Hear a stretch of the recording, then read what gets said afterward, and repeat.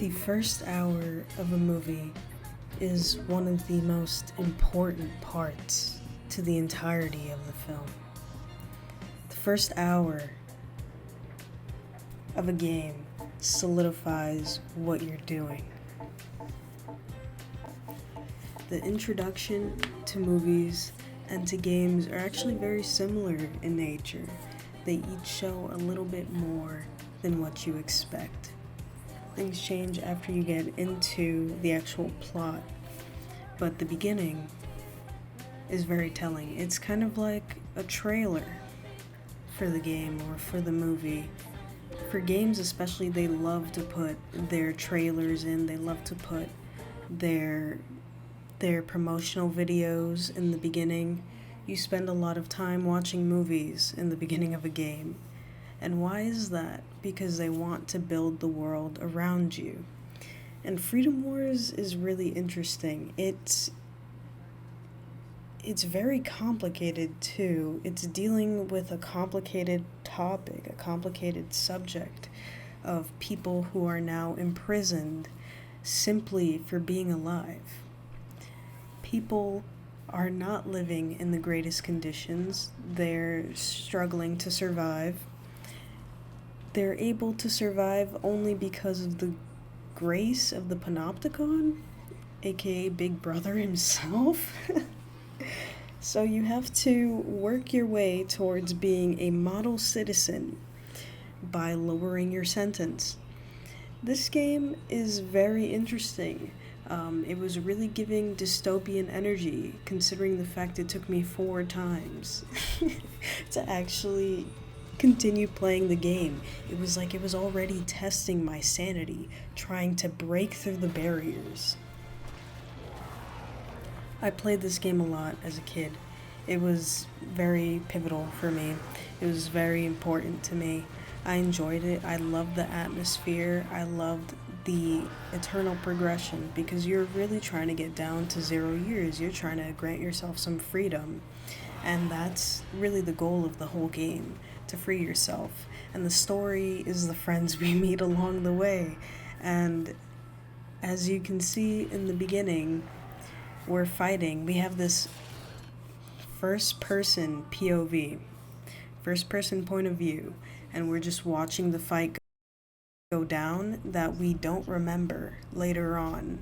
Once we actually begin the game, we're hit with amnesia because of what happens in this first little movie.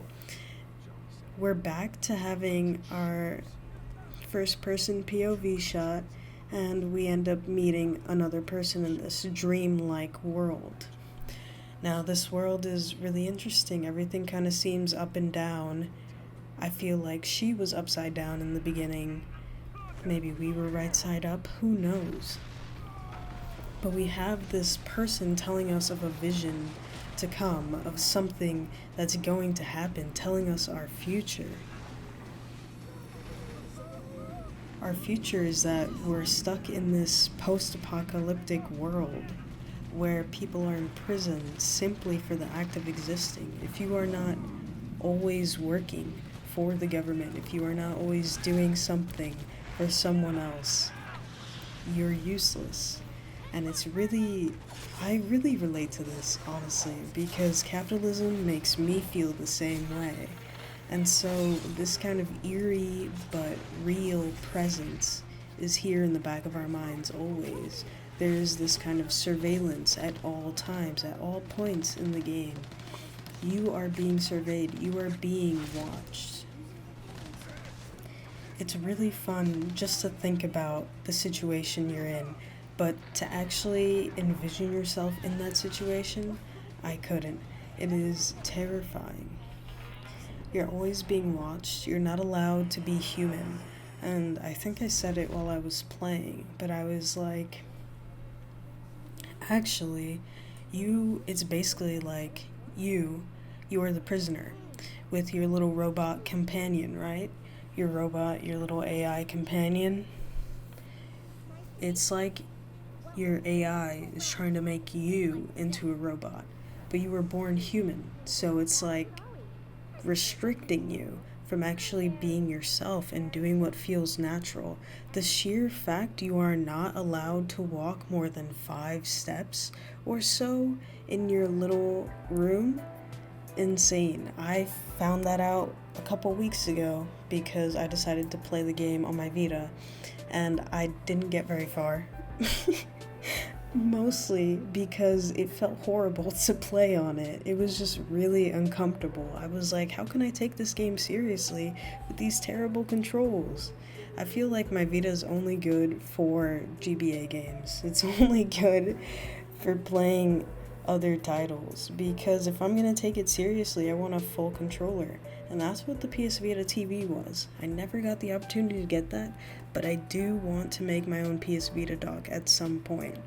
I love the Vita. It was ahead of its time for me, and it was unloved, but unfortunately, there were only a few games that really stuck with me, but thankfully, they stuck with me for good reason, because they were actually good games and they were really fun to play and I enjoyed them as a kid.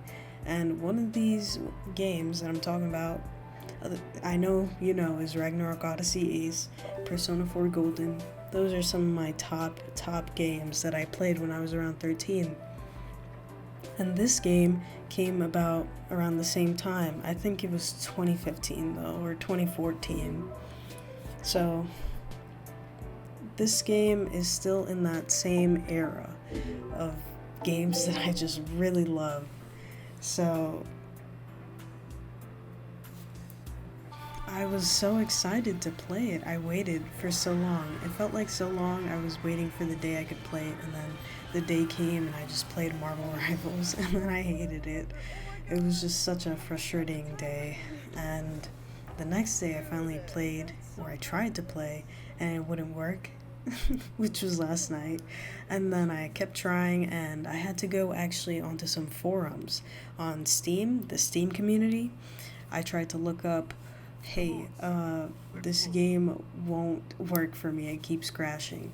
And so I found some things about people complaining about it. I actually looked through the posts that they recently just uploaded on the Steam community, or the store page, it should be right there, saying, hey, so sorry for the crashes, we're working on it. And you know, I'm waiting on that, not gonna lie. But I did keep looking through the comments. There were a lot of people complaining, there were a lot of people talking shit, whatever, don't really care. I'm looking for anybody who can actually help. And a lot of people were saying was that it was because of Windows 11, the newest update. It has trouble working with it. That a lot of people who are having the crashes are on Windows 11. Who knows? I have a 4070 Super FE, so Founders Edition, from NVIDIA. So it's an RTX 4090 Super. 4070 Super. Jesus, if I had a 4090. I have 32 gigabytes of RAM. It's DDR4, but 3200 millihertz per second. Millihertz. It's 3200 millihertz, and I think that's the big thing. Oh, I have I'm pretty sure it's a 5800 X3D or a 7800 X3D. One of those. Either way, basically, I have a really good, system. It should be working, you know? It should be fine. And Marvel Rivals makes me think that my PC is shit, but my PC is actually, really good. My specs are really good. And I'm able to, it was Marvel Rivals and Vegas Pro that made me feel like my PC was shit, but it's not. It's just having trouble, and I don't really know why, but I'm steadily trying to figure it out, and now I'm working on DaVinci Resolve, and that's been fun. I would love to completely move over here if I could figure out all the controls and everything. It's a little weird, but I love how easy it is to color correct. Whatever your color correction is, I don't like to make it look like real life. I like to make it look cool. I want people to look at my footage and be like, wow, I wish my game looked like that. So you gotta love it. It's for the fun of it, right? You have a vision that you want to actually bring to life. And this game just means a lot to me in many different ways, and I'm just so happy that it's come out, and I hope that they fix it. What actually worked for me was just putting it in full screen. That was the only thing that worked. I have not tried to alt tab. If I alt tab, I'm pretty sure I'm gonna crash. So I just try to play until I don't want to play anymore, and then I save, and then I close the game. So until they find a definite fix, that's just what I'm gonna do. Hopefully this helps anybody else out there. It took me a bit. I'm on the latest Windows 11, by the way, which I think is like 2.4H2, something like that. If it's like 2.2H2, then I think you should be okay. I don't know. It's something similar. Just look through the comments of the Steam post. You'll probably find things too. I really had to gut through all that bullshit though. Everyone's just complaining, and everybody's asking for Soul Sacrifice, which is really funny. I really want Ragnarok Odyssey Ace. That's all I'm saying. I want a second installation. I want fucking new graphics. I don't want a remaster. I want a second. Dude, I think it could rival Monster Hunter. It is so fun. It's like faster Monster Hunter. Anyways, I think I've rambled on enough. I just want to show a little I just wanted to show a little bit of the gameplay. I really enjoyed the game. How did your first hour go? My first hour of this game was crashing 3 times until the 4th time finally worked and I could play through the game through changing a simple setting. But my first time, I was like, wow, these cutscenes are really cool. Like, I feel like I'm watching a movie, and then it like cuts to being in the game, and I'm like, whoa, that's so cool. And so I make my character, and I'm like, I feel like there are more options here than there were before, but I'd have to go back to fully check. But everything looks really cool. It's really nice. I'm basically just playing a PS Vita game, but like upscaled a bit, and I'm just happy. Like, that's all I wanted. I did have a rough time choosing between which panopticons I wanted to support, and at first I chose Okinawa because I was like, if I ever move, I probably would like to move there, maybe, because it's like, I guess, more touristy friendly.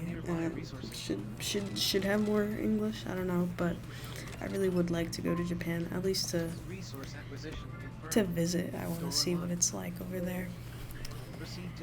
Another thing, I felt that some of these cutscenes were just kind of telling of the eeriness of this game. And one thing that really got me was the little guy who talks to you in the beginning and kind of just like gets you into these things. Gets you up to speed with the world and what you're up to and your restrictions here and there. It was giving Danganronpa, but like you're really in it, like you're in the cult. Like, this is their version of the Danganronpa mascot is how I felt, and it was scary, dude. I was shivering in me boots. I was scared. I really liked how eerie and dystopian this game feels. I had to listen to it with headphones on. I had to be in the dark. Like, I wanted to build an experience for myself, and it was just really fun to just play through this intro.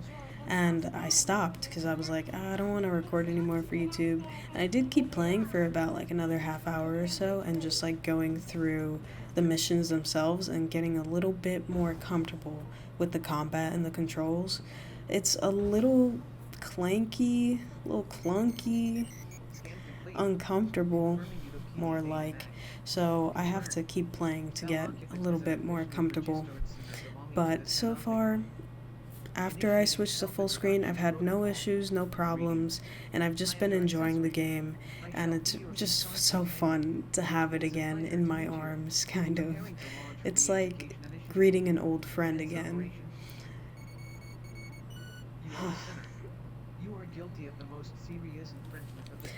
Though I feel all these like bubbly and nostalgic feelings, I I will again reiterate that it is very creepy at times. The feeling is very strange, unnerving, even, I would say.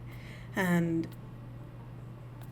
one thing that got me was a little cutscene where you're kind of talking to your AI for the first time after you make them, after you build them up, and you see the model for both yourself and the AI, your companion.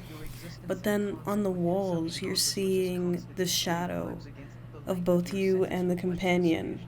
But they look so simple.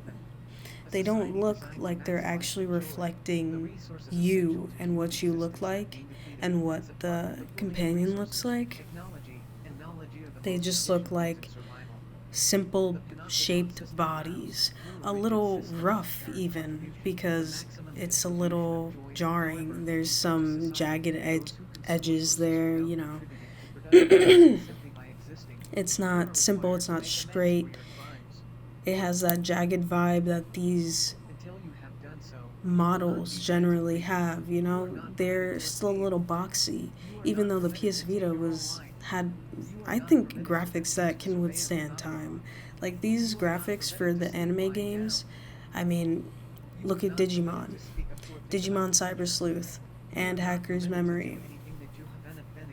Those had the same kind of models that these have, and I think they still look pretty good today. Of course, they look a little, you can kind of tell the age, but at the same time, it's endearing, it's charming, it's of the time that it was made. And now it just having like better textures just makes it look a bit nicer, but it still keeps that rigidity to it. Personally, I loved it. I love looking at this game. I love the art style. It's very fitting. It's very. It's interesting though, because you're like the only one that's kind of in like a suit. Like, why are you in pants like that? That are so bulky? I don't know. I I have to think about the outfit choices, the costume choices that were made here. It's the typical anime kind of jumpsuit, I would say. They love putting your anime protagonists in these kind of like school uniforms. Maybe this is more of a prison uniform. I'm not sure. I didn't really get that vibe from Yakuza. It seemed pretty comfortable clothing where they could still be active and be put to work if anything. That's the vibe I get from prison places in games. Specifically JRPGs. This is like a multiplayer game though. You can do these quests with real people online, and you can also donate to your panopticon, which is very dystopian again, but you donate to it and it shows your ranking online of your panopticon. Like, there's a ladder, there's a system to it. And it's really funny because there's already like cheaters in this game, despite having the shitty ass, the shitty ass anti cheat. They've already circumvented it. Like, it's not even an issue for them. They still found a way to cheat, and there's some, I think it's like Saga or something like that. So one of the panopticons are like all the way up there. They're first, and they have like already, like, it was first day and they already had like a billion things. It was insane. So just goes to show, you know. One other thing to add to the grittiness of this whole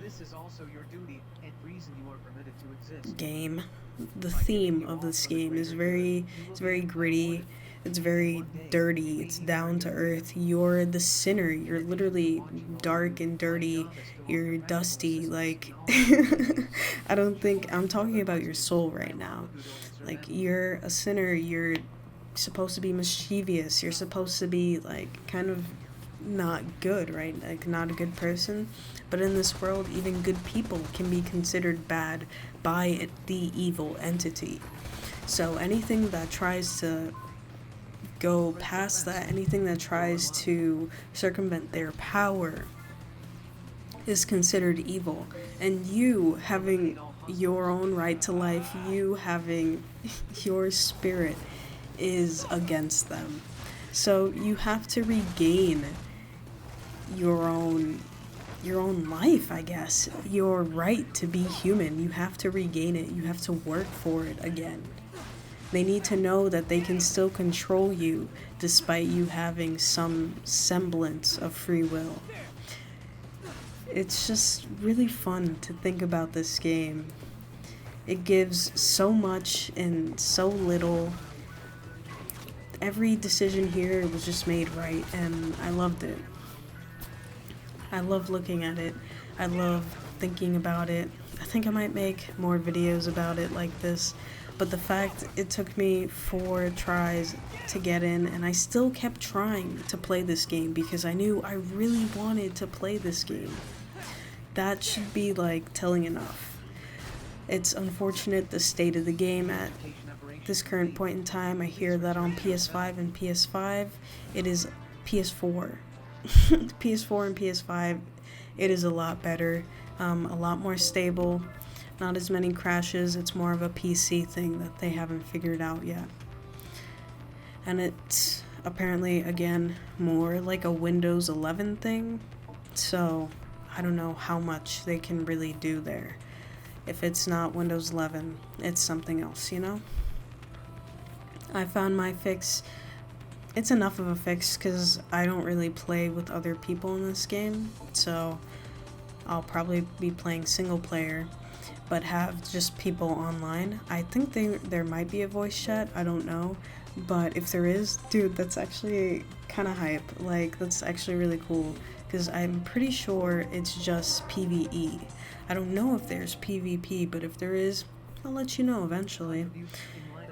I am going to keep playing this game. I only showed, I think, the first training here, and that was cool. It brought me back up to speed, gave me some time to get comfortable with the controls. I played about 2 or 3 more things after that, and I'm about ready to take my Code 2 exam. So, I'll see you next time.